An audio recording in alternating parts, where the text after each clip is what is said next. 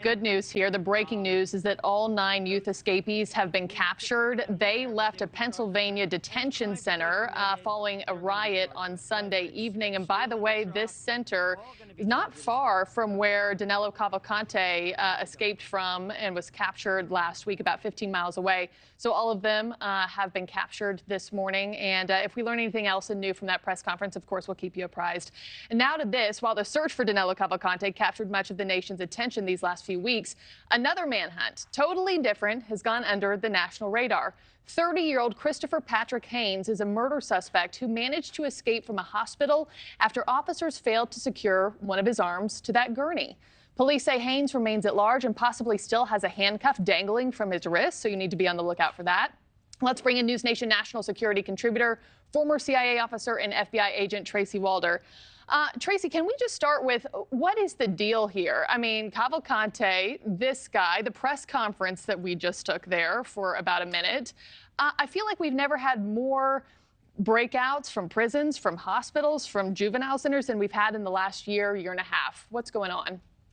Well, thank you for having me, Marky. And you're right. I think we're seeing this huge uptick. But one of the kind of common threads that I'm seeing between all of these is a lot is happening in transit. If we look at really one of the first very much televised ones with Casey White, he was being transferred to, his arraignment at a different court. And so that's when that happened. This one with Cavalcante, he was awaiting to go to a maximum security prison to finish out his sentence. Same in the case of Haynes. He was in a medical facility. Also, this one happened at a detention center, which is sort of a lower level security center. And so that is really the most dangerous time and the peak time, quite frankly, for people to escape is when they are at these lower level facilities or awaiting transit someplace else. Yeah. And we do know Haynes is considered dangerous. He's accused of murder.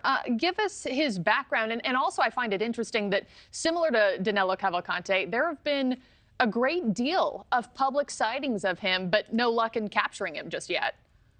You're right. There have been a great deal of public sightings about him. However, the Cavalcante case seemed to garner a bit more attention. I think part of it is because of that Spider-Man, ascension that we saw of him. Crawl. Yeah.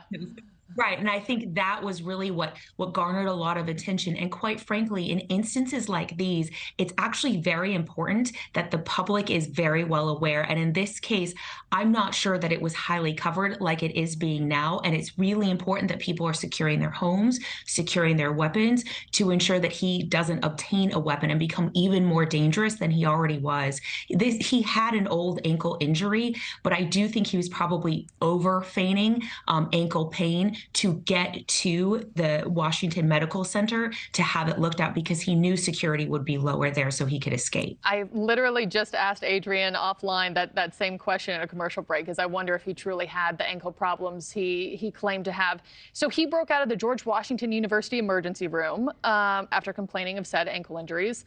Officers didn't secure one of his arms to that gurney when they were changing out his handcuffs. In your eyes, did officers violate the procedure or the rules by not keeping him secure? I hate to say this because I always like to be positive about law enforcement, being former law enforcement myself. But yes, I've had detainees in medical situations before. And typically what you would do is handcuff both arms so that you can take one off the other so that one is always secured at all times. And it sounds like that's perhaps what happened in this case.